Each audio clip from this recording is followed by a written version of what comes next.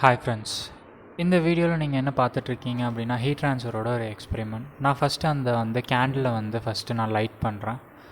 So அதுக்கப்புறம் நான் என்ன பண்ண போகிறேன் அப்படின்னா அந்த ஒரு ஸ்டீல் ஸ்கேல் இருக்குல்ல, அதில் ஒரு த்ரீ ட்ராப்ஸ் வேக்ஸை நான் அதில் விடுறேன். நீங்கள் அதான் பார்த்துட்ருக்கீங்க. ஃபஸ்ட்டு ட்ராப் அங்கே அந்த இடத்துல, அதுக்கப்புறம் கொஞ்சம் டிஸ்டன்ஸ் தள்ளி இன்னொரு ட்ராப் வைக்க போகிறேன்.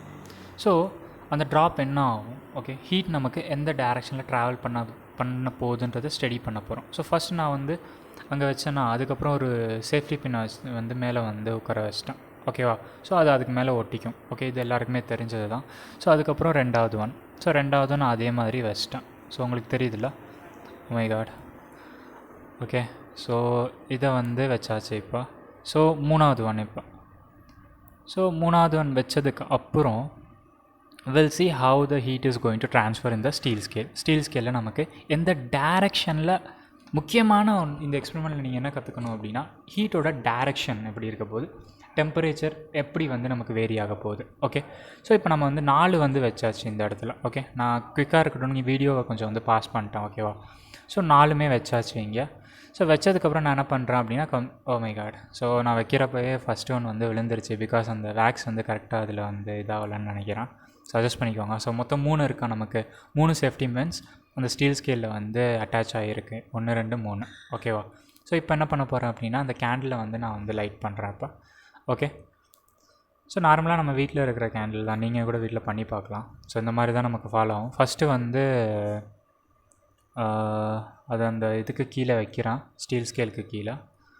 ஓகே, ஸோ அதை வச்சதுக்கப்புறம் என்ன ஆகுது அப்படின்னா இட் ஸ்டார்ட் ஹீட்டிங். ஸோ நமக்கு ஹீட் எந்த எனக்கு ஆல்ரெடி தெரியும் ஹீட் நான் இப்போ கை காட்டினால. ஸோ அந்த டைரெக்ஷனில் போக போகுது. ஓகேவா? ஸோ அந்த டைரெக்ஷனில் எப்படி போகுது அப்படின்னா ஸோ 1 by 1 நம்மளோட சேஃப்டி பின் கீழே விழுந்துக்கிட்டே வரும். Okay, 1 by 1. It's not all at the same time. நீங்களே வீடியோ பாஸ் பண்ணி கொஞ்சம் யோசிச்சு பாருங்கள். எல்லா சேஃப்டி பின்னும் ஒரே நேரத்தில் கீழே விழுவுமா, இல்லை ஃபஸ்ட்டு ஏபிசி அப்படின்னு 3 நேம் கொடுத்துக்கலாம். அதாவது கேண்டிலுக்கு பக்கத்தில் இருக்கிறதுக்கு ஏ, அதுக்கு பக்கத்தில் உள்ளது பி, அதுக்கு பக்கத்தில் உள்ளது சி அப்படின்னு வச்சுக்கலாம். எல்லாமே நான் கொஞ்சம் ஒரு 1.5 சென்டிமீட்டர்ஸ் தள்ளி வச்சுருக்கேன். ஓகேவா? ஸோ கொஞ்சம் நேரத்துக்கு அப்புறம் எனக்கு என்ன ஆச்சு அப்படின்னா கேண்டிலுக்கு பக்கத்தில் உள்ளது கீழே விழுந்துருச்சு. பார்த்தீங்களா? ஸோ அது கீழே விழுந்துருச்சு. அதுக்கப்புறம் இன்னும் கொஞ்சம் நேரத்துக்கு அப்புறம் என்ன ஆச்சு அப்படின்னா it take some time. Okay, so இது கீழே விழுந்ததுக்கு கொஞ்சம் நேரத்துக்கு அப்புறம் இது விழுந்துச்சு. செகண்டாக இருக்குல்ல அந்த சேஃப்டி பின், அது கீழே விழுந்துச்சு. ஊக்குன்னு சொல்லுவாங்க. ஓகே, ஸோ வெயிட் பண்ணுங்கள். இல்லைன்னா நீங்கள் கூட வீடியோ லைட்டாக பாஸ் பண்ணி பாருங்கள். ஸோ உங்களுக்கே தெரியும். I think it take some few seconds. எனக்கு ஒரு 60 ஆல்மோஸ்ட் 1 minute ஆச்சு எனக்கு இதை கீழே விழுவுறதுக்கு. ஸோ இப்போ விழுந்துச்சா? ஸோ இது விழுந்துருச்சு. ஆஃப்டர் சம்டைம்ஸ் நமக்கு என்ன ஆக போகுது, நம்மளோட தேர்டு ஒன்று கீழே விழுந்துக்கும். சரி சார், இதுலேருந்து நீங்கள் என்ன சொல்ல வரீங்க? இதுலேருந்து நம்ம என்ன பேச போகிறோம் அப்படின்னா we are going to talk about the conduction. Okay, heat ட்ரான்ஸ்ஃபரில் நீட்டில் இல்லை ஜேடபிள்யூ நீங்கள் ப்ரிப்பேர் பண்ணுறீங்க அப்படின்னா this is very important topic, conduction.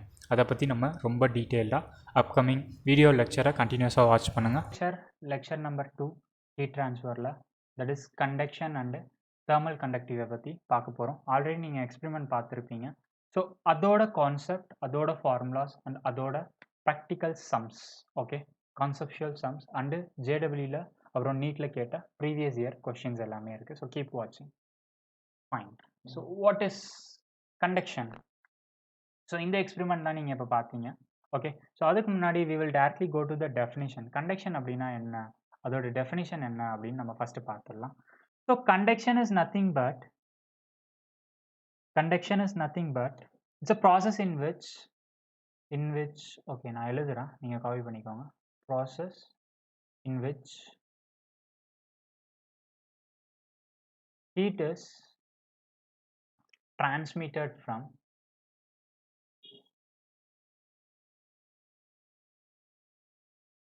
heat எங்கேருந்து எது வரைக்கும் ட்ரான்ஸ்ஃபர் ஆகுது, ஃப்ரம் ஒன் பார்ட்லேருந்து one part. Mostly it is a colder one. நம்ம பார்த்ததுல அந்த பார்ட் கோல்டராக இருக்குது, தட் இஸ் சில்லுன்னு இருக்கும் இனிஷியலி. ஓகே, ஸோ அதுக்கப்புறம் ஒன் பார்ட் டு அனதர், இன்னொரு பார்ட். அது எப்படி இருக்க போகுது, that is actually going to be I'm sorry, it is going to be colder, இல்லை, it is hotter to another colder. Okay, one part, அதாவது இந்த part நமக்கு எப்படி இருக்க போகுது, ஹாட்டாக இருக்க போகுது. அங்கேருந்து நமக்கு இங்கே ட்ரான்ஸ்ஃபர் ஆச்சு அப்படின்னா it is going to B a Coulter. இனிஷியலாக ரெண்டுமே வந்து கோல்டாக இருந்துச்சு, அதுக்கப்புறம் இங்கே ஹாட் சைட்லேருந்து கோல்டு சைடுக்கு வந்து நமக்கு ஹீட் ட்ரான்ஸ்ஃபர் நடந்துச்சா. So heat is transferred.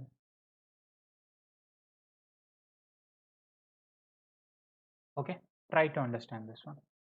சரி, ஓகே. ஆக்சுவலாக இதுக்கு உள்ள என்ன நடக்குது, what is the process going on inside the rod. அந்த ராடுக்குள்ளே என்ன நடக்குது அப்படின்னா, அந்த ராட் நம்ம அந்த ஸ்டீல் ஸ்கேல் எடுத்துக்கலாம்ல, அதுக்குள்ளே என்ன இருக்கும் அப்படின்னா we have molecules. The steel scale is having molecules. அந்த molecules it will be like this. ஒரு ஓகே, நான் ஒரு bunch of molecules எடுத்துக்கிறேன். ஸோ ஆக்சுவலி என்ன நடக்கும் அப்படின்னா, உள்ளே இருக்கிற அந்த molecules will start vibrating. This molecules will start vibrating. They collide with each other. They collide with each other. So ஒன்று வந்து இடிச்சுக்கிட்டே இருக்கும். Okay, and that is called coalition. அதை என்ன சொல்லுவோம் அப்படின்னா கொல்யூஷன் அப்படின்னு சொல்லுவோம். உள்ளே வந்து கொல்யூஷன் நடக்கும், அதுக்கப்புறம் வைப்ரேஷன் நடக்கும். ஸோ ரெண்டுமே நடக்கிறதுனால என்ன ஆகும் அப்படின்னா, ஹீட் வந்து ஒரு பார்ட்லேருந்து இன்னொரு பார்ட்டுக்கு நடக்கும். நீங்களே கொஞ்சம் யோசிச்சு பாருங்கள். ஒரு மாலிகுல் வந்து ஹாட்டாக இருக்குது, ஏன் அப்படின்னா நம்ம வந்து கீழேருந்து ஹீட் பண்ணுறோம் கேண்டில் வச்சு. ஸோ அது ஹாட்டாக இருக்கிறப்ப நம்ம பக்கத்தில் உள்ள மாலிகுல் அதை போய் டச் பண்ணுறப்ப இதில் உள்ள ஹீட் அதுக்கு போகுமா? தட் இஸ் அந்த கொல்யூஷனில் இதுதான் நடக்குது. கொல்யூட் ஆகுறப்ப பக்கத்தில் உள்ள மாலிகுல்ஸுக்கு அந்த ஹீட்டை கொடுக்குது. ஸோ அதுக்கப்புறம் நிறைய வைப்ரேட் ஆகிக்கிட்டே இருக்குது. Initially they will vibrate and after that they will collide with the another molecule and they will pass the heat. So collide ஆகி அப்படியே பாஸ் பண்ணிக்கிட்டே போகும் ஹீட்டை. ஃபைனலி இனிஷியலாக நமக்கு ஒரு டெம்பரேச்சர் இருந்துச்சு இங்கே. So it will start rising. அதுக்கப்புறம் இது வரைக்கும் ரைஸ் ஆகுது, அதுக்கப்புறம் இது வரைக்கும் ரைஸ் ஆகுது. ஓகேவா? So it was like a linear curve மாதிரி எனக்கு தெரிஞ்சிச்சு. Okay, so I hope you understand what I'm trying to say. இதுதான் நடந்துச்சு அந்த ஸ்டீல் ஸ்கேல்லையே, நமக்கு இதுதான் நடந்துச்சு. And this is called conduction. Okay, fine. இதில் ஆக்சுவலாக நம்ம கொஷின் சால்வ் பண்ணணும் அப்படின்னா we need to know certain concept. டேரெக்டாக கொஷின் சால்வ் பண்ணிட முடியாது. we need to have some assumptions and we need to know some techniques. Okay, அதில் first one என்ன அப்படின்னா we used to call that one as steady state அப்படின்னு சொல்லுவோம். Okay sir, steady state அப்படின்னா என்ன? அப்போ அங்கே பண்ண எக்ஸ்பெரிமெண்ட்டை நான் அப்படியே ஃபோட்டோ எடுத்து வச்சேன்னா எனக்கு இப்படி இருக்குமா? ஃபைனலாக நான் பண்ண எக்ஸ்பெரிமெண்ட்டை அப்படியே ஃபோட்டோ எடுத்து வச்சேன் அப்படின்னு வச்சுப்போம். இங்கே வந்து let's say this is T1, temperature 1, இது T2, இது T3. இதை தான் நம்ம ஸ்டெடி ஸ்டேட் அப்படின்னு சொல்லுவோம். சார் என்ன சார் சொல்கிறீங்க, இது எப்படி ஸ்டெடி ஸ்டேட் ஆகும் அப்படின்னா, அக்கார்டிங் டு ஸ்டெடி ஸ்டேட் என்ன சொல்கிறாங்க அப்படின்னா, இங்கே இருக்கிற cross section, let's say cross section. Sir cross section means cross section. Cross section அப்படின்னா ஒன்றும் இல்லை. For example if this is my rod, cylindrical rod நமக்கு இப்படி இருக்குதுன்னு வச்சுப்போம். இதோட கிராஸ் செக்ஷன் என்னன்னா எப்படி சொல்றது? ஃபார் எக்ஸாம்பிள் இதை வந்து நான் டாப் வியூவில் பார்த்தேன் இல்லை சைடு வியூவில் பார்த்தேன்னா எனக்கு எப்படி தெரியும்? If I see this in a side view, I'll be looking at a circle. ஒரு சர்க்கிள் தெரியுமா எனக்கு? அந்த சர்க்கிள் தான் என்னோட cross section and this is my cross section. இதை இப்படி ரெப்ரசன்ட் பண்ண போகிறேன், C/S அப்படின்னா cross sectional. Okay, it's a cross section. So ஒவ்வொரு கிராஸ் செக்ஷன்லையும் எனக்கு டெம்பரேச்சர் கான்ஸ்டண்ட்டாக இருக்கும். தட் இஸ் இது T1ஆகவே இருக்கும், இது T2ஆகவே இருக்கும், T3ஆகவே இருக்கும். ரியல் டைமில் அப்படி இருக்குமா அப்படின்னு கேட்டிங்க அப்படின்னா அப்படி இருக்காது. But in our questions, in JEE or NEET level questions, they will give you இது வந்து ஸ்டெடி ஸ்டேட்டில் இருக்குப்பா அப்படின்னு சொல்லியிருக்காங்க அப்படின்னா we need to assume 3 things. Okay, 3 assumptions.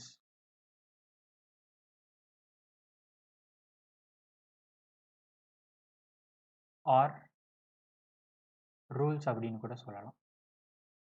ஓகேவா? ஃபர்ஸ்ட் ஒன் என்ன சார் அப்படின்னு கேட்டிங்க அப்படின்னா, ஃபர்ஸ்ட் ஒன் நான் சொன்னது தான். First one is temperature. the temperature of two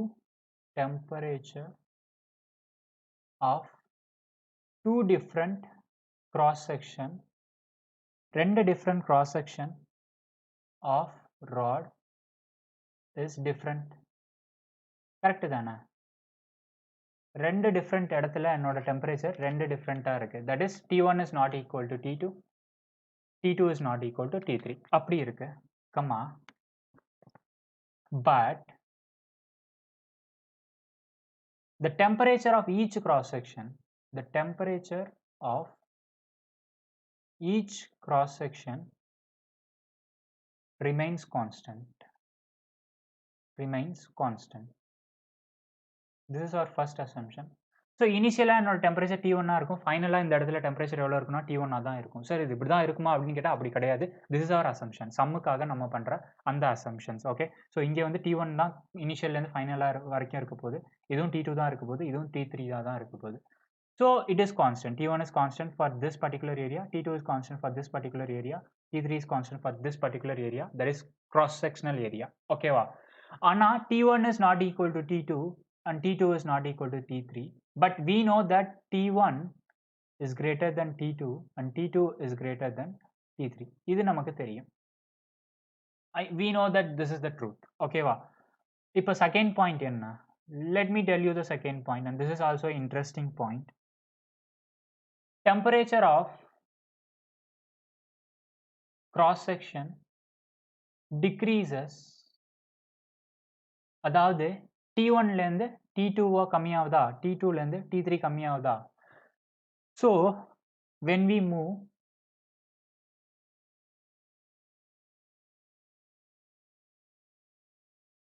from hot end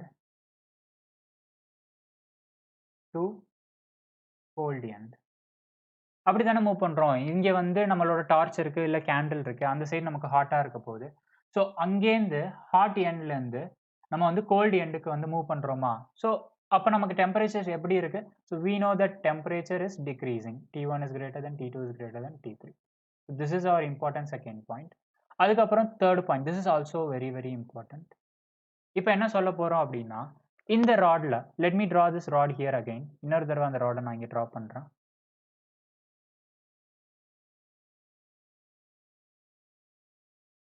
இப்போ என்ன நடக்க போகுதுன்னா, இங்கேருந்து நான் கொடுக்குற heat, let's say Q is going to be same at every single point.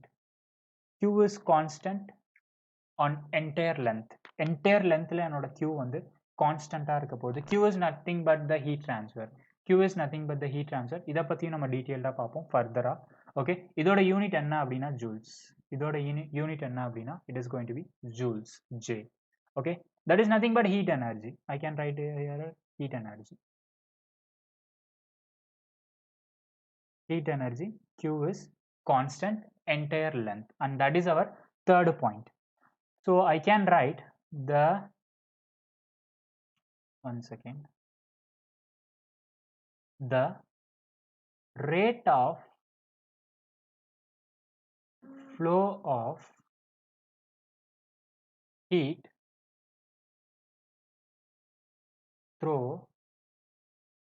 each cross section remains constant.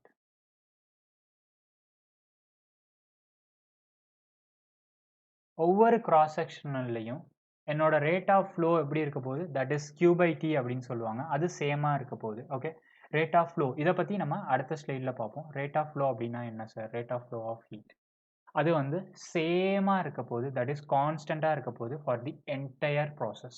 Okay, so let's see what is heat current. Heat கரண்ட்னா என்னன்னு பார்ப்போம். First one, what is sir heat கரண்டா? என்ன sir current அப்படின்னு சொல்கிறீங்க? Yes, current is nothing but flow. Current அப்படின்னா என்ன? எலக்ட்ரிசிட்டியில் நீங்கள் என்ன படிச்சிருப்பீங்க அப்படின்னா, rate of flow of charges, that is rate of flow of electrons is going to be my current. அதே ஹீட் கரண்ட் அப்படின்னா it is nothing but rate of flow of, it is nothing but rate of flow of heat, and that is going to be my heat current அப்படின்னு சொல்லுவாங்க. இது எப்படி sir எழுதுறது அப்படின்னா, it is nothing but Q/T. Rate அப்படின்னா என்ன? Divided by time பண்ணுவோமா? Even in கைனமேட்டிக்ஸ்லையும் நம்ம அப்படி தான் பண்ணியிருப்போம். Rate of change of displacement is my velocity, rate of change of velocity is my acceleration. அதே மாதிரி rate of change of heat, rate of change of heat or rate of flow of heat, flow அப்படினா சொல்லணும், rate of flow of heat is going to be my heat current or heat flow அப்படின்னு சொல்லுவாங்க. we can also say heat flow. அதுக்கு என்ன simple represent பண்ணுவாங்க அப்படின்னா, we used to write that one as H. H அப்படின்னு சொல்லுவாங்க. Okay, okay, fine. இப்போ இதை பற்றி இன்னும் கொஞ்சம் இன்டெப்த்தாக பார்ப்போம். இப்போ என்ன பண்ண போகிறோம் அப்படின்னா, நம்மளோட ஹீட் எப்படி ட்ரான்ஸ்ஃபர் ஆச்சு? நம்ம ஸ்டீல் ஸ்கேலை ஹீட் பண்ணுறப்ப இந்த இடத்துல நம்மளோட டார்ச் இருக்குதுன்னு வச்சுக்கோ. Let's say we have the candle over here. Okay,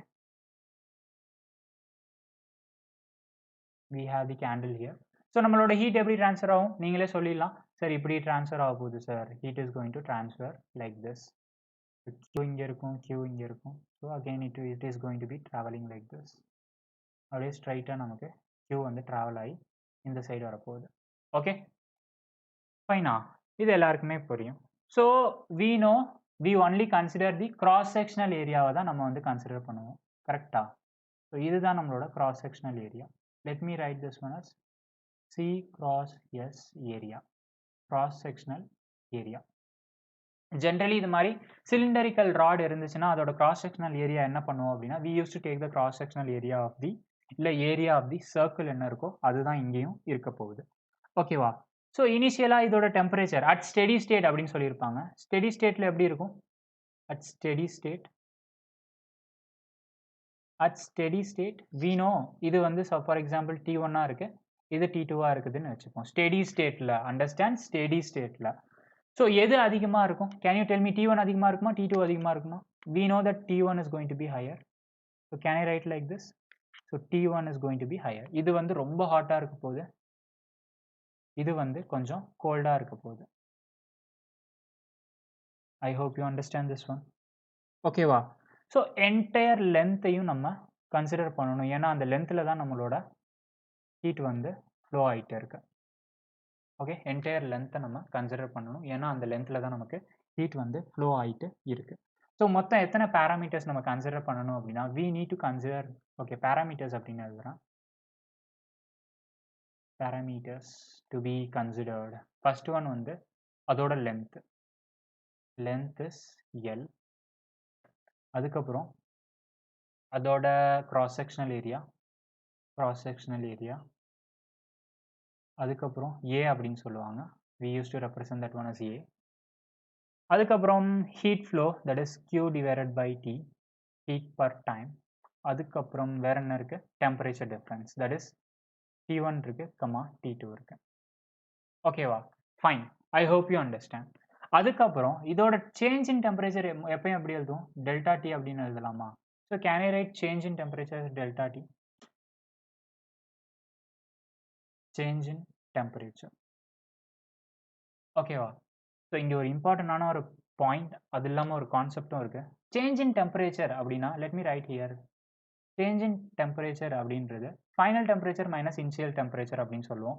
so இங்கே நமக்கு ஃபைனல் என்ன வரும்? This is my final and this is my initial temperature. கரெக்டா? இது நம்மளோட இனிஷியல் டெம்பரேச்சர், இது என்னோட ஃபைனல் டெம்பரேச்சர். இனிஷியலாக T1 இருக்க போது அதுக்கப்புறம் ஃப்ளோ ஆனதுக்கப்புறம் இந்த இடத்துல நமக்கு வந்து T2 மாறுது. So what is the change in temperature between them அப்படின்னா, can I say T2 minus T1? T2 minus T1 அப்படின்னு போட்டேன் அப்படின்னா my answer is going to be in நெகட்டிவ்ல வரும். ஓகேவா?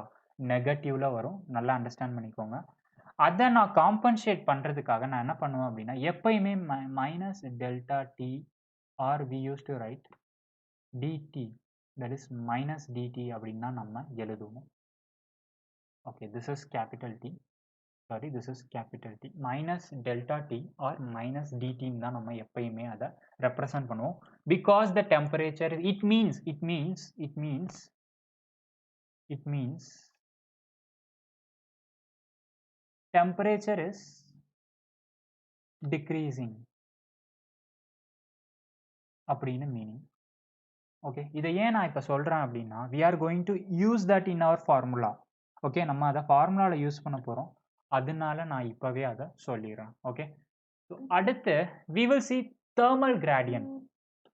Okay, let's see what is the meaning of thermal gradient first, then we will see the, அதுக்கு மேலே சொல்லலாம். Okay, அதுக்கு மேலே என்னன்னு நான் சொல்கிறேன். ஸோ thermal gradient அப்படின்றது change in temperature with respect to the length. என்னோட லென்த்தை பொறுத்து என்னோட டெம்பரேச்சர் வேரி ஆகுது தெரியுமா? அதுதான் நம்மளோட thermal gradient அப்படின்னு சொல்லுவாங்க. we will see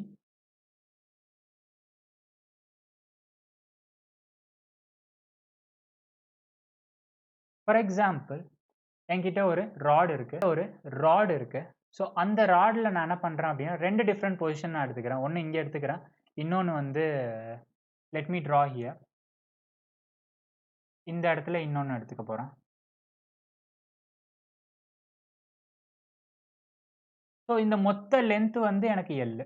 okay, so அதுக்கப்புறம் நான் என்ன பண்ணுறேன் அப்படின்னா இந்த இடத்துல வந்து the distance between this two is, let me consider this one as x. Okay, மொத்த ராடோட லென்த் வந்து எல், இந்த ரெண்டுத்தோட டிஸ்டன்ஸ் வந்து நமக்கு எக்ஸ் இருக்குதுன்னு வச்சுப்போம். So now if someone ask you what is thermal gradient, தம்பி தெர்மல் கிராடியன்ட்னா என்னப்பா அப்படின்னு கேட்டாங்க அப்படின்னா we can say it is also temperature gradient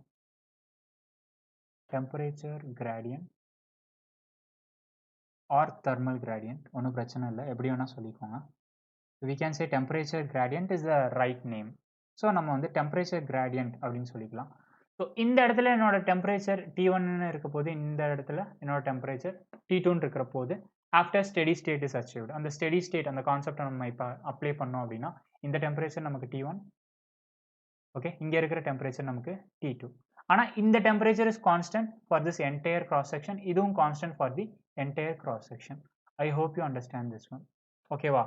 so இப்போ நம்ம என்ன சொல்லலாம், temperature gradient is nothing but it is the ratio of change in temperature to the change in length. அப்படின்னா சேஞ்ச் இன் டெம்பரேச்சர் அப்படின்னா இங்கே T1 இருக்குது, இங்கே T2 இருக்குது. So temperature is decreasing. So can I say T1 minus T2 அப்படி எழுதிக்கிறேன், divided by change in length என்ன இருக்குது, இந்த இருந்து இதோட லென்த் என்ன நமக்கு x. X and this is our temperature gradient. Note this point. Okay, இதுக்கு பேர் தான் நம்ம டெம்பரேச்சர் கிராடியன்ட் அப்படின்னு சொல்லுவோம். Some peoples may have doubt, sir எப்படி சார் டெல்டா டி நீங்கள் T1 minus T2ன்னு எழுதுனீங்க? It is actually like delta T is equal to T2 minus T1 தானே சார் ஆக்சுவலாக? எஸ், ஆக்சுவலாக இது இப்படி தான் இருக்க போகுது. இதுக்கு முன்னாடி நான் சொன்னேன் தெரியுமா, temperature is decreasing, so I am going to put one minus simple here. So it will become what, T1 minus T2. Okay, so அதை நம்ம டைரெக்டாக இங்கே எழுதிடலாம், மைனஸ் போடணும்னு அவசியம் கிடையாது. Try to understand this one, try to understand this one. Okay, இதுதான் நம்மளோட டெம்பரேச்சர் கிராடியன்ட். ஓகே சார், இதோட யூனிட் என்ன? What is the unit of this one? What is the unit of temperature gradient? It is nothing but Kelvin divided by distance ஓட unit is metre, or you can also say degree Celsius divided by metre. Okay, இப்படியும் நம்ம சொல்லலாம். Okay, and by the way I will write here as hot end and this one is cold end. அதே மாதிரி we know that T1 is higher than T2. some peoples may ask out, அது எப்படி sir T1 வந்து நீங்கள் higher டெம்பரேச்சர்னு consider பண்ணிங்கன்னா, இதுக்கு முன்னாடி பார்த்ததை வச்சு நான் அப்படியே எழுதிட்டேன். So for people who have doubt, இதை எப்படி எழுதிக்கோங்க, T1 வந்து கிரேட்டராக இருக்குது T2வை விட. அதுக்கப்புறம் நம்ம என்ன பண்ணியிருக்கோம் அப்படின்னா we have applied the concept, அதுக்கப்புறம் we have applied the concept of steady state, அதுக்கப்புறம் நம்ம இந்த ஃபார்முலா கண்டுபிடிச்சிருக்கோம். and this is nothing but the temperature gradient ஓட formula. Okay, write this one. சரி, and back to the heat current and we will see what is the formula of the same. இதுக்கு எப்படி formula எழுதுறது? Formula, how to write the formula for heat current? heat current எப்படி denote பண்ணுவாங்கன்னு சொன்னால் that is nothing but H. heat current நம்ம H அப்படின்னு denote பண்ண போகிறோம். ஓகே, அப்போ H which is equal to என்ன வரும்? So that is the important point. I will tell you, என்னால் எப்படி ஈஸியாக சொல்ல முடியுமோ அப்படி ஈஸியாக சொல்கிறேன், அண்டர்ஸ்டாண்ட் பண்ணிக்கோங்க. ஃபஸ்ட்டு நமக்கு என்ன இருக்குது அப்படின்னா we have one சிலிண்டர் இங்கே இருக்குது, இதோட temperature this side is T1, இந்த சைடு நமக்கு வந்து temperature is T2. Okay, and this is our hot end, இது நமக்கு this is our cold end. ஓகேவா? So we know that T1 is greater than T2. T1 நமக்கு T2வை விட அதிகமாக இருக்க போது. these are all already we have seen. okay, so from this I can say the length of this particular rod is L. இதோட length நமக்கு வந்து L. Okay, adjust பண்ணிக்கோங்க, straight line மாதிரி இல்லை, அது கொஞ்சம் அட்ஜஸ்ட் பண்ணிக்கோங்க. this is L. அதுக்கப்புறம்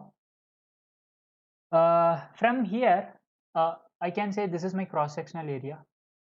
this is my cross sectional area A.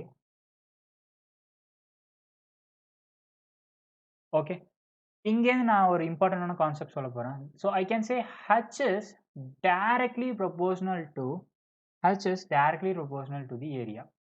என்னோட ஏரியா அதிகமாக இருந்துச்சு அப்படின்னா என்னோட ஹீட் ஃப்ளோ வந்து அதிகமாக இருக்கும். எப்படி சார் சொல்கிறீங்க? இந்த இடத்துல நம்ம தெர்மோமீட்டர் வச்சுருந்தோமா, அந்த இடத்துல டெம்பரேச்சர் அதிகமாக இருந்துச்சா, அங்கேயும் நம்ம என்ன சொன்னோம்? ஐ மீன் T1ல வச்சுருந்தோமா, அங்கே டெம்பரேச்சர் அதிகமாக இருந்துச்சா, அங்கே நம்ம என்ன சொன்னோம்? அந்த ஏரியா இன்னும் அதிகமாக இருந்துச்சுன்னா அந்த டெம்பரேச்சர் இன்னும் நமக்கு அதிகமாக இருந்திருக்குமா? Do you understand what I mean? இந்த இடத்துல தெர்மோமீட்டர் இருந்துச்சு, அந்த இடத்துல டெம்பரேச்சர் ஒன்று காட்டுனுச்சு, தட் இஸ் T1 அப்படின்னு காட்டுனுச்சு. அந்த இடத்துல இன்னும் எனக்கு ஏரியா அதிகமாக இருந்துச்சுன்னா என்னோட ஹீட் ஃப்ளோ வந்து the rate of flow of heat வந்து அதிகமாக இருந்துச்சுருக்கும். கரெக்டு தானே? இந்த இடத்துல கம்மியாக இருக்கிறதுக்கும் காரணம் இந்த இடத்துல இன்னும் அதிகமாக இருந்துச்சுன்னா இந்த ஏரியா அதிகமாக இருந்துச்சுன்னா இந்த டெம்பரேச்சரும் நமக்கு அதிகமாக இருந்திருக்கும். அஸ் எ ரிசல்ட் நம்மளோட Qவும் அதிகமாக இருந்திருக்கும். தட் இஸ் Q/T அதிகமாக இருந்திருக்கும். That is the first thing. They are directly proportional to each other. Second one, H will be higher when the change in temperature is higher. கரெக்டா? இந்த T1 வந்து for example 100 அப்படின்னு வச்சுப்போம், இது வந்து 50 அப்படின்னு வச்சுப்போம். ஓகே, ஹீட் ஃப்ளோ வந்து எப்படி இருக்கும்? கம்மியாக இருக்க போகுது. அதே when you compare 200 to 150. Okay, இப்போ நம்மளோட ஹீட் ஃப்ளோ எப்படி இருக்கும்? I'm sorry, let me take this one as 50 again. Yes, let me take this one as 50. இங்கே வந்து ஹீட் ஃப்ளோ வந்து கம்மியாக இருக்க போகுது, இங்கே நமக்கு வந்து அதிகமாக இருக்க போகுது, இங்கே வந்து அதிகமாக இருக்க போகுது. Because the change in temperature is low here and the change in temperature is higher here. So that is the reason the heat flow is going to be higher when there is a change in temperature is higher. ஓகேவா? எக்ஸாம்பிளுக்கு என்ன சொல்லலாம் அப்படின்னா, let me take the coffee. Okay, coffee இங்கே இருக்கு, அது வந்து ஒரு 50 டிகிரி இருக்குதுன்னு வச்சுப்போம், 50 degree Celsius. Okay, let's take this is my coffee cup and it is having some 50 degree. அட்மாஸ்பியரில் ஒரு டெம்பரேச்சர் இருக்குது. கொஞ்சம் நேரத்துக்கு அப்புறம் அது it will take very less time. Okay, அதே இங்கே ஒரு பாத்திரம் இருக்குது, அதில் வந்து we have some hot water at 100 degree Celsius. Okay, 100 degree Celsiusல இருக்கு. இதோட சேஞ்ச் இன் டெம்பரேச்சர் வந்து எங்கே அதிகமாக இருக்கோ அங்கே ஹீட் ஃப்ளோ அதிகமாக இருக்குமா? Heat is going to flow very high. Okay, I think I am comparing this இது எதுக்கு நான் கம்பேர் பண்ணுறேன் அப்படின்னா you can easily understand, but we are studying only about the rod. அது அப்படியே ராடில் அப்ளை பண்ணி பாருங்க, அதே கான்செப்ட் அப்ளை பண்ணி பாருங்க. If you have the change in temperature is high, our heat flow is also high. Okay, that is the next point. அதுக்கப்புறம் our third point is the heat flow is inversely proportional to the length. என்னோட length அதிகமாச்சு அப்படின்னா என்னோட heat flow வந்து கம்மி ஆயிரும். அதே என்னோட லென்த் வந்து கம்மியாக இருந்துச்சு அப்படின்னா என்னோட ஹீட் ஃப்ளோ வந்து ரொம்பவே சீக்கிரமாக இருக்கும், அதை விட ஃபாஸ்ட்டாகவும் இருக்கும். Because we know that they are Q/T. H is nothing but Q/T. Because H is nothing but Q divided by T. When the length is small, heat which is transferred, that is the rate of flow of heat is very high or very fast. ரொம்ப சீக்கிரமாகவே போயிடும், அதாவது time வந்து ரொம்ப கம்மியாக எடுத்துக்கும். Correct தானே? Length எனக்கு கம்மியாக இருந்துச்சுன்னா என்னோட டைம் கம்மியாக எடுத்துக்கும். ஸோ என்னோட டைம் கம்மியாக இருந்துச்சுன்னா என்னோட H வந்து அதிகமாக இருக்கும். I hope you understand this one. You can always relate this L to the T. L வந்து இப்போ நமக்கு வந்து அதிகமாக இருக்குதுன்னு வச்சுப்போம், என்னோட T வந்து அதிகமாக இருக்கும். என்னோட T அதிகமாக இருந்துச்சுன்னா என்னோட H வந்து கம்மியாயிரும். So that's the reason they are inversely proportional. So ஃபைனலாக இது எப்படி எழுதலாம்? So H is proportional to A into delta T divided by L. அதுக்கப்புறம் I can write H is equal to K into A into delta T divided by L. So இந்த delta T நான் எப்படி எழுதணும் அப்படின்னு சொன்னால் H should be equal to minus K A into delta T divided by L. So this is our formula. So சைடில் நீங்கள் இன்னொன்று எழுதிக்கோங்க, that is H is nothing but Q divided by T. I hope you understand this one. Okay, இதை box பண்ணி வச்சுக்கோங்க. இதைத்தான் கண்டக்ஷனில் வரப்போகிற எல்லா கொஷின்ஸுக்கும் நம்ம யூஸ் பண்ண போகிறோம். This is very very very important. Okay, so this formula is very important. So நீங்கள் ஒரு டவுட் வரும், சார் அப்போ K அப்படின்னா என்ன sir? What is K? K is nothing but our thermal conductivity. It is thermal conductivity constant. Thermal conductivity, it is actually a constant. கான்ஸ்டன்ட்னா என்ன sir? What is the constant? It depends on the material property. இப்போ நான் steel use பண்ணேன்னு வச்சுப்போம், if I use steel, K for steel அப்படின்னு ஒரு value அவங்க கொடுத்துருப்பாங்க, it is given. Okay, they will give you the values. Okay, அதே மாதிரி K for iron, K for different material has different K values, so that is the reason it is constant. Okay, try to understand this one. இது வந்து constant, it is depends on the material. Okay, depend on material, ml அப்படின்னு எழுதுறேன், that is nothing but material. What is the unit of thermal conductivity? The unit of thermal conductivity is, it is nothing but watts divided by meter hyphen Kelvin. Okay, இது ஆக்சுவலாக ரொம்ப ஈஸியாக நம்ம வந்து எழுதலாம். எப்படி எழுதலாம் அப்படின்னா, so we know that H ஓடது என்ன, joules per second, and that is nothing but watt. H ஓட யூனிட் என்ன, what is the unit of the flow of heat, and that is watt. That is nothing but joules per second. Okay, so இந்த joules per second இங்க இருக்க போகுது, இது watt அப்படின்னு சொல்லியாச்சு. So if we do some calculations, like இங்க area இருக்கு, இங்க L இருக்கு, ரெண்டுத்தையும் கேன்சல் பண்ணனா எனக்கு இங்க மீட்டர் வரும். ஸோ அந்த மீட்டர் கீழே போயிருமா? So when I am calculating for Kக்கு நான் calculate பண்ணணும் அப்படின்னா, I can write K which is equal to H into L divided by H into L divided by K into delta T அப்படின்னு எழுதலாம். H into L K into sorry A into delta T. ஓகேவா? So இதுலேருந்து என்ன வரும், இந்த A இந்த இதை cancel பண்ணனா அப்படின்னா எனக்கு மீட்டர் வரும், இது வந்து what and this is Kelvin. So from here I can write watts divided by meter Kelvin. Okay, so இதை நோட் பண்ணிக்கோங்க. Then we will see one more important thing. இந்த ஃபார்முலாவை வேற விதமா எப்படி எழுதுறது, that is we can always write dq divided by dt is equal to minus ka dt divided by dx. இப்படியும் எழுதலாம், we can also write like this. அதுக்கப்புறம் sometimes you will be having delta t என்ன sir போடுறது அப்படின்னா, increasing அதாவது higher temperature minus lower temperature. if you are மைனஸை முன்னாடி போட்டிங்க அப்படின்னா T2 minus T1 அப்படின்னு போடணும். நார்மலாக எழுதுறப்ப you have to write like this, dq minus dt is equal to minus ka T2 minus T1 divided by dx. அதாவது நீங்கள் minus முன்னாடி போட்டிங்க அப்படின்னா இங்கே நார்மலாக T2 minus T1 எழுதணும், மைனஸ் போடவில்லை அப்படின்னா dq divided by dt is equal to ka T1 minus T2 divided by dx அப்படி எழுதலாம். You can remember any formula you like, எல்லாமே ஒன்று தான், but understand the concept because the concept is more important. Okay, I hope you understand. Heat current அப்படின்னு என்னன்னு பார்த்தாச்சு, concept பார்த்தாச்சு, formula பார்த்தாச்சு.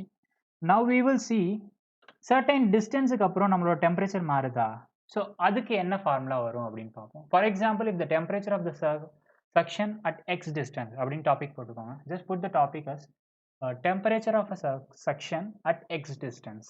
அதாவது x distanceல என்னோட டெம்பரேச்சர் என்னவா இருக்க போகுது. For example this is our length L of the entire length and this is our x. இப்போ வந்து இதை நான் x அப்படின்னு எடுத்துக்கிட்டேன் அப்படின்னா அந்த லேயரில் என்னோட டெம்பரேச்சர் என்னவா இருக்க போகுது, அதுதான் அவங்களோட கொஸ்டின்ஸில் வரும். மோஸ்ட்லி என்ன கொடுத்துருப்பாங்க அப்படின்னா, they will give you this end is T1 that is hot and they will give you T2 this is cold அப்படின்னு கொடுத்துருப்பாங்க. இது ஹாட்டு இது கோல்டுன்னு கொடுத்துருப்பாங்க. What is the temperature at this point, இந்த டெம்பரேச்சர் வந்து T is equal to question mark அப்படின்னு கொடுத்துருப்பாங்க. இதை எப்படி நம்ம கண்டுபிடிக்கிறது, ரொம்ப ஈஸியாக கண்டுபிடிக்கலாம். எப்படி அப்படின்னா, we know that Q is same everywhere, so I can say that Q by T is also same, like Q is same everywhere, Q is constant. So இதை வச்சு நம்ம எப்படி ஃபர்தராக எழுதுறது அப்படின்னு பார்ப்போம். we can write one formula, that is dq by dt நமக்கு தெரியுமா, dq divided by dt is equal to ka T1 minus T2 divided by dx x dx அப்படின்னு எழுதிக்கிறேன். This is the general equation. This is our general equation. இதுலேருந்து இந்த கொஷனுக்கு நான் இப்போ வந்து equation எழுதணும்னு வச்சுப்போம். ஃபர்ஸ்ட் இதை வந்து ஏ அப்படின்னு எழுதிக்கிறேன். Let me take this position as A and this is B and this is C. இதை வந்து சி அப்படின்னு வச்சுக்கிறேன். So what is the temperature, that is the heat transfer between A to B. அதாவது heat transfer between A to B. அந்த equation எப்படி எழுதுறது? Shall I write it as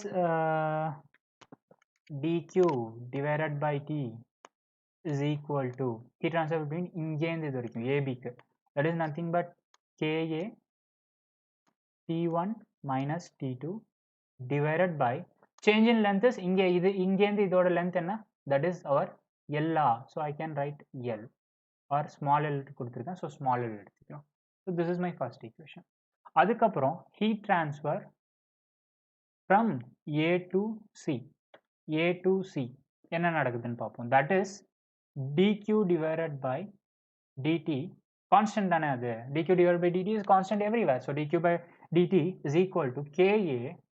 இங்க என்ன change in temperature நமக்கு, இங்க T1 இருக்கு, இங்க here it is T இருக்கா, here it is T, so T1 minus T divided by இங்க என்ன distance இருக்கு, x. So this is my equation 2. இது equation 1, இது equation 2. Can I say equation 1 should be equal to equation 2 because q is constant, because q is constant. So இப்போ இந்த equation further எப்படி எழுதலாம், further we can write like this, that ka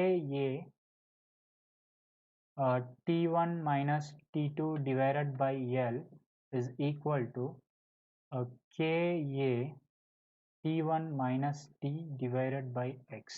So we can write, so cross sectional area நமக்கு same, k is also going to be same because it is the same material, so I can write T1 minus T2 divided by L is equal to T1 minus T divided by x. Okay, fine. இதுலேருந்து நம்ம இன்னொன்று ஒன்று கூட சொல்லலாம், that is the temperature is actually function of x. அப்படின்னா நம்மளோட டிஸ்டன்ஸை பொறுத்து நம்மளோட டெம்பரேச்சர் மாறிக்கிட்டே இருக்க போகுது. So that's what it means. Fine, okay, இது வரைக்கும் உங்களுக்கு புரிஞ்சிருந்துச்சு அப்படின்னா ஃபர்தராக ஒரு கான்செப்ஷுவல் கொஷின் இருக்கு. சரி, ஓகே, இந்த கொஷின் எப்படி சால்வ் பண்ணுறதுன்னு பார்ப்போம். ஸோ அவங்க என்ன பண்ணியிருக்காங்க அப்படின்னா மொத்தம் 4 சிலிண்டர் கொடுத்துருக்காங்க, 4 சிலிண்டரோட லென்த் கொடுத்துருக்காங்க, ரேடியஸ் கொடுத்துருக்காங்க, அப்புறம் அதோட டெம்பரேச்சர் டிஃப்ரென்ஸ் வந்து சேம் அப்படின்னு சொல்லியிருக்காங்க. சரி, ஓகே, நான் வந்து ஃபர்ஸ்ட் வந்து we will do with the formula method. நமக்கு தெரியும் H is directly, சரி, okay, directly proportional to area, inversely proportional to L. அதுக்கப்புறம் ஒரு சேம் மெட்டீரியல் அப்படின்னு சொல்லியிருக்காங்களா? Yes, it is actually a same material. So K is going to be constant. K is the constant. Change in temperature same அப்படின்னு சொன்னனால இதுவும் என்னோட constant. So இதை மட்டும் நான் வந்து கன்சிடர் பண்ணிக்க போகிறேன் இந்த கொஸ்டினுக்கு. ஓகே, மற்ற எதுவுமே நம்ம கன்சிடர் பண்ண தேவையில்லை. ஸோ என்னோட ஃபோக்கஸ் எல்லாம் எப்படி இருக்க போகுது அப்படின்னா என்னோட லென்த் வந்து கம்மியாக இருக்கணும், என்னோட ஏரியா வந்து அதிகமாக இருக்கணும். அப்படி இருந்துச்சு அப்படின்னா என்னோட H வந்து மேக்ஸிமமாக இருக்குமா? Try to understand this concept. Okay, so first இதில் என்ன இருக்குது, லென்த் வந்து 2 மீட்டர் இருக்குது, லென்த் வந்து நமக்கு கம்மியாக இருக்கணும். Okay, this can be the answer when it is a length. Okay, அதுக்கப்புறம் 4 மீட்டர் இருக்குது, அதை விட லென்த் அதிகமாக இருக்குது, so this cannot be answer. இந்த ஆன்சர் நம்ம எடுத்துக்கவே கூடாது, ஏன்னா லென்த் ரொம்ப அதிகமாக இருக்குது கம்பேரிட்டிவ்லி. ஸோ அதை தாண்டி மற்ற எல்லாத்துக்கும் 2 மீட்டர் 2 மீட்டர் 2 மீட்டர்னே இருக்குது, anything may be answer. But ஆனால் நம்மளோட ஏரியா ரொம்ப அதிகமாக இருக்கணும். ஏரியா நமக்கு வந்து 1 மீட்டர் இருக்குது, இது 2 மீட்டர் இருக்குது, ஸோ இது ஆன்சர் வராது. அதை விட இது 2 மீட்டர், இது 4 மீட்டர் இருக்குது, ஸோ இதுவும் ஆன்சர் வராது. So this is going to be our answer. I hope you understand this one. Okay.